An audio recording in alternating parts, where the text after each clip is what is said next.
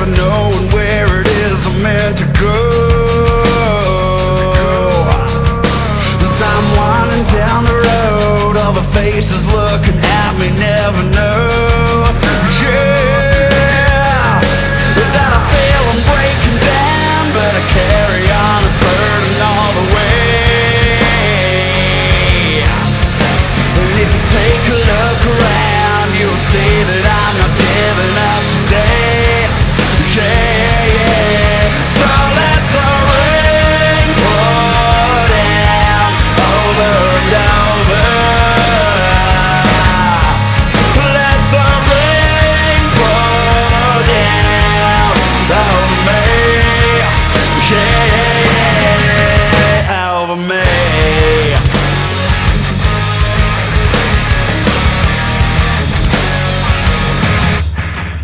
Alrighty then, this is Hellbilly here on Rockstars Glued Radio, and on the phone right now I got special guest with me, Nick from October Rage. How you doing tonight? Hey, how you going, mate? I'm doing good, man. How you doing? Oh, I'm doing awesome, man, awesome. So, where y'all at tonight? I know y'all been touring the summer and through the fall and all the states, so where y'all at right now? Believe it or not, we're actually in Florida, my man.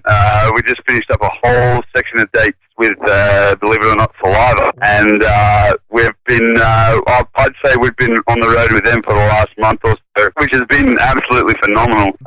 But yeah, man, we've just finished up our last show with them. We've got a couple of days off here in Florida before we actually shoot up towards the Midwest. So, yeah, man, looking forward to that leg of the tour especially. Yeah, that's awesome. So now, Nick, you're from Australia, right? Exactly, if you can't tell by the accent already. Yeah. So now how long have y'all been touring the States, October Rage? As October Rage, we've been touring probably since, I think it was June 10th when we arrived for the first time.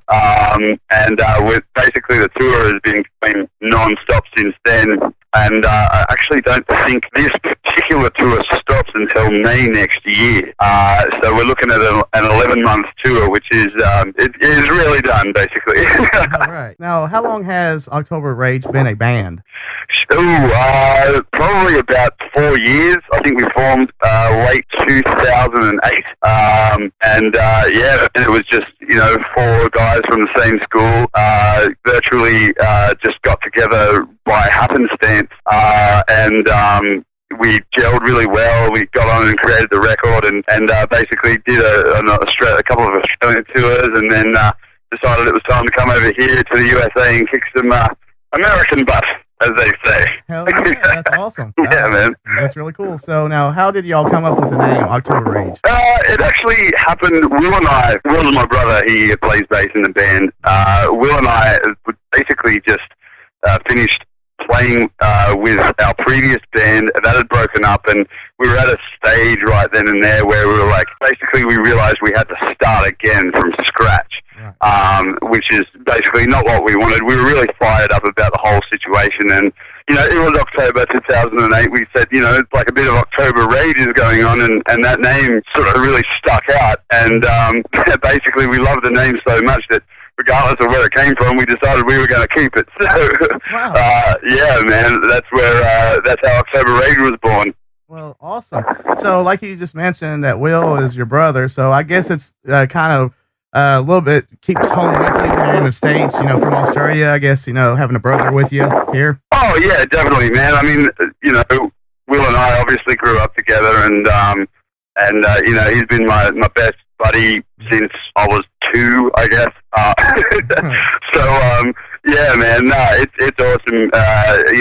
Not to say that, a lot of people would probably kill their brother if they went on a tour this long with him, but, no, we've gotten on really well all our lives. So, yeah, pretty happy to have him with me, man. Well, that's cool. That's awesome. So now, what's your songwriting processes for your song, and is it individual or is it a group effort, or how do they come about, your songs? Well, I mean, sometimes it's a bit of both. Sometimes somebody will bust something out in mid-rehearsal, and then somebody will go, "Hang on, what was that?" And then that'll eventually turn into a jam, which will then turn into a song. And other times, maybe I'll be walking down the street and a song just randomly pop into my head, and I have to kind of hurry back to where my guitar is just so I can finish it off. So, man, it can happen one of either ways, and I mean, you know, it's just one of those things where you've got to be always on the ball and ready to nut down, like get an idea down as soon as it comes to you, man. Mm-hmm. Right. So now I've been playing White Walkers on my show here for a while now. So that's your all's new song release. So what is the song about actually, White Walkers? Well, actually, it's kind of funny the way it came about. It was one of those instances where we were just having a jam back in the rehearsal space, and this tune came out and it started to be sound pretty good. And we thought we've got to keep this. And as I was writing the lyrics to it, one of my favorite TV shows called Game of Thrones somehow became a bit of an inspiration into that song.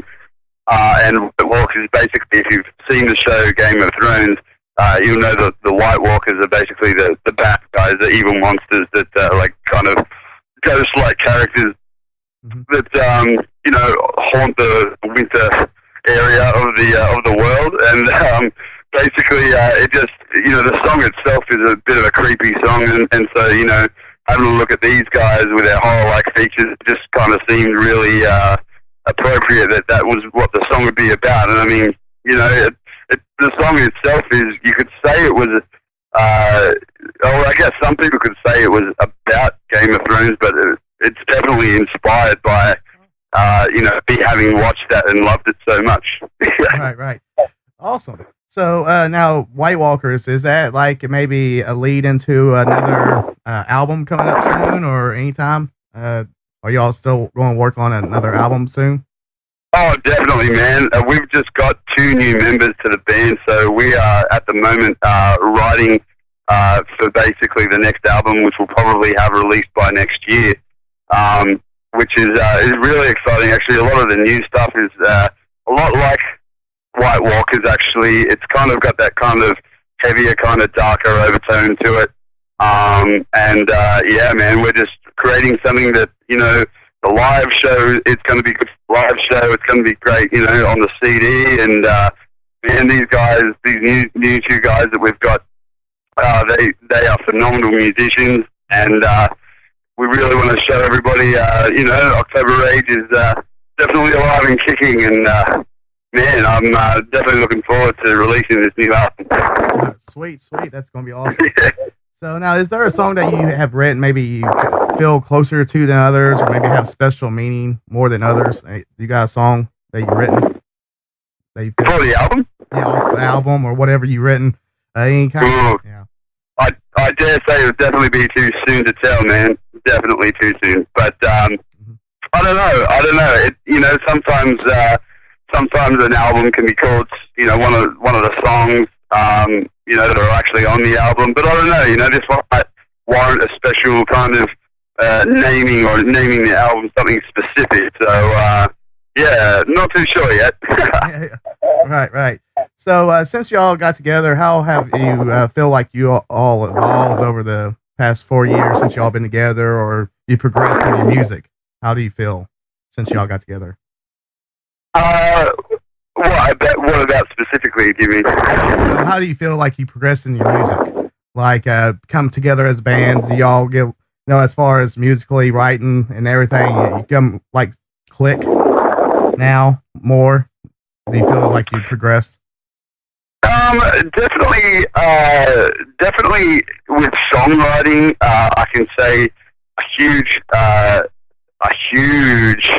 plus, as we've been on the road and learned things and definitely experienced a lot of different things as we've been traveling along and everything, that can contribute so much extra to a song. Right.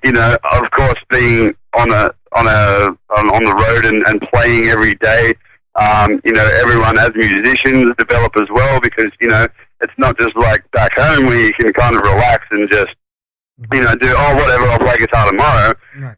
That can't happen. So you're constantly having to improve and constantly having to just make sure that you're kicking butt every night, basically. Right. So yeah, man. No, but it's definitely been a learning experience. And I mean, the whole thing of being a band or an artist or whatever is just exactly that. You know, everything is, you know, forget what happened in the past. You know, if you've done a recording and you hate it, doesn't matter. Then this is now, and you've got to, you know, you got to keep moving forward, and you know, that's what we're doing, man, and absolutely loving it. All right, cool. So, growing up, who are your musical influences as a singer or as an artist, musician? What was some of your musical influences? Well, I mean, growing up, and I've got my dad to blame completely for this, is Led Zeppelin. My dad used to turn that up to 11 every morning and basically wake up the household with it. You know, that's not a complaint. I love it that he did that, because that's definitely been a huge influence. Obviously, I can't quite sound like Robert Plant yet, but if anyone's been an inspiration, then it's definitely been him. Awesome. But yeah, dude, I got into Metallica and you know, stuff like Alter Bridge when they came out. That was really cool. Slash as a guitar player, Tremonti as well. They've been awesome for me. I know that you know, pretty much everyone in the band that likes Led Zeppelin. Basically, we have this rule that if Led Zeppelin comes on the radio while we're traveling, it must be cranked. That's like tour rule number 1. Led Zeppelin must be cranked. So yeah, that's awesome. So now I've seen you a few months back with Seven Dust, and you shared the stage, like you said, or sharing the stage with Slava. How does it feel to be sharing the stage with some of these people? Well, with Seven Dust, they were, I think that was in Kentucky, Iowa, where we did another one. Man, they are such cool guys. They have, well, for starters, you know, their audience is amazing. A lot of the fans go absolutely crazy at these shows, and so obviously sharing the stage with them, we got to, you know, experience that craziness firsthand. But man, they are among the coolest guys I think I've ever met in my life. They're just really down to earth, really friendly. And I mean, you know, seeing LJ walk on the stage, you know, he's macho, he's aggressive, he's, you know, commanding. When he comes off the stage, he's like your best friend. It's just, it's such a strange juxtaposition, but it's awesome, man. I aspire to be exactly like that one day. Right. Awesome. That's cool.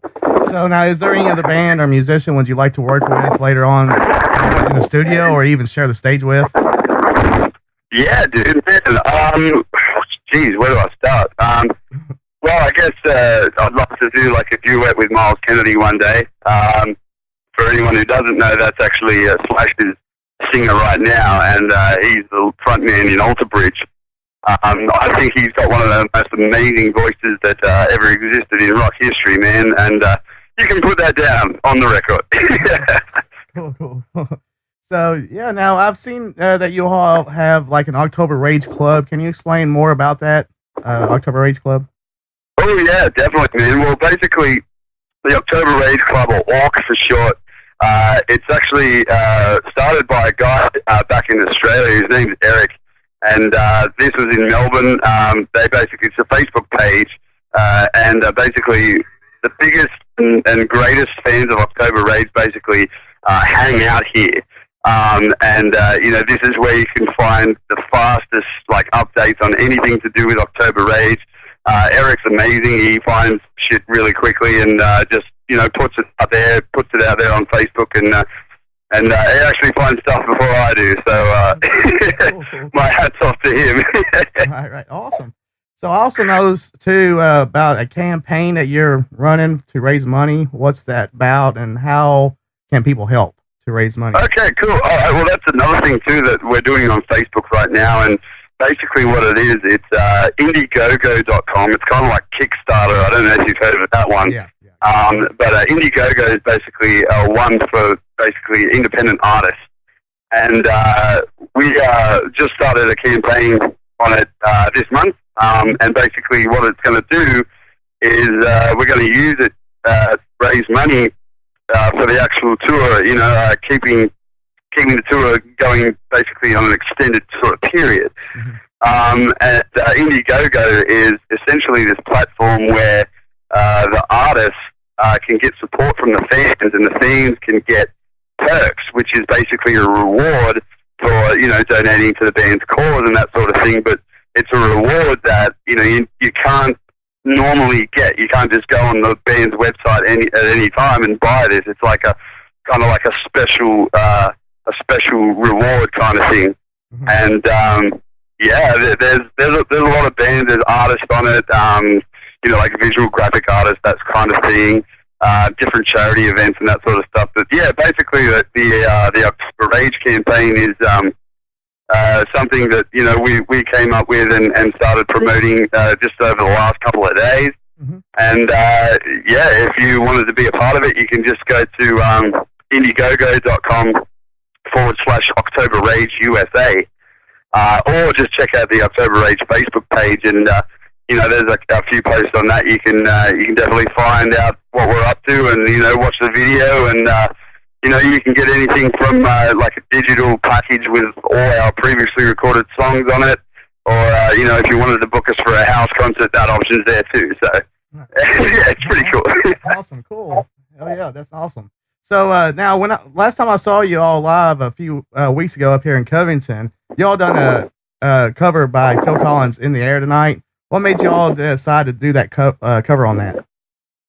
You know, I don't actually know. I have no idea how that started. I think it just randomly happened one day. We were at a jam, and we were just playing a couple of different, you know, mucking around kind of things, and then I started playing Phil Collins. Everyone jumped in, and basically our cover or our version of that song, we just loved how it all, you know, the energy of it and how it works between everybody, and we just thought, you know what, we got to play this live. And so pretty much from then on, it's been a part of the live set at almost every single October Rage show. Mm-hmm. So yeah, man, what can I say? I love the song. I love the way it goes down live. Everyone knows it. Everybody wants to sing it at the top of their lungs. So yeah, it's pretty cool. Yeah, I know. Me and Bella was sitting there just like, when y'all start playing, you're going, I know she was kept on smacking my arm, like going, hey, hey. It was awesome. So y'all should record that. That'd be an awesome cover to record. So definitely, man. Well, we may think about putting that on the next album, depending on what happens, man. But I would definitely love to record that one. And you know, I mean, a lot of bands do at least one recorded cover at some point, unless, you know, something like Metallica where they do a whole album full. I don't think we'll go to that stage just quite yet, but yeah, you never know. Right. So far, what's some of the craziest moments so far, being in a touring band or over here in the States, or even some of the great sites that you've been to? What's some of them, you know, craziest moments and the greatest sites you've been, you know, seeing so far in the States? Wow. Geez, I don't know any one particular thing, but I will say this. Being in the USA, we've seen some of the best scenery. I think a lot of Americans tell me that, oh man, I wish I could go to Australia. It looks so cool, man. It sucks here. And I always turn around and tell them, no, it doesn't. You just got to travel around and see a bit of your country like I have. It is amazing. And, you know, we've met so many cool people, which is what the big difference that I think is that has definitely made this whole thing worthwhile is all the great people that we've met. Mm-hmm. There's been so many awesome, just genuine, friendly people that just wanted to, you know, take us in with wide open arms and, you know, just be friends, man. And, you know, it's not something that I'm accustomed to when I'm not on the road, you know what I mean? It's just something that's happening, you know. I guess the excitement of being around a touring band has obviously, you know, opened people's eyes a lot. I mean, at the end of the day, I just, you know, American people are often, you know, 95% of you guys are awesome. So, what can I say? Well, you're all awesome too, because I was like, you know, when I met you and all that, I got to meet you up there at the 7 show in Covington as well, and really great. Y'all are really great guys and stuff, and y'all are great musicians too. So, no, you're awesome, man. Thank you. We love you, Hellbilly. Oh, well, he loves you all too. October Rage, yeah. So, yeah. So, is there like some advice you could give some of these younger musicians or bands that are just getting started? Do you got any advice for them? I actually do. You know what? I think one of the best things you can do is dedicate yourself entirely to what it is that you want out of music, whether it be just, if I just want to, learn to play guitar really effectively, or if you want to step it up a level and make, maybe that you want to be the next kind of Aerosmith or Metallica or something like that, then the advice that I could give is obviously work hard at absolutely every single part of the industry. It's not just about being a talented band, unfortunately, anymore. It's often to do with, you make sure that everybody looks professional. I know that it sucks, because it shouldn't be about the looks, but unfortunately, that's a lot of the industry are looking at right now, and people want to identify you as a band. The other thing too is make sure that you write killer songs. Having a good song or two can open most of the doors that are closed to other bands. So if you definitely want to be among the greatest, that's where it starts, man. It's all in the song. Awesome.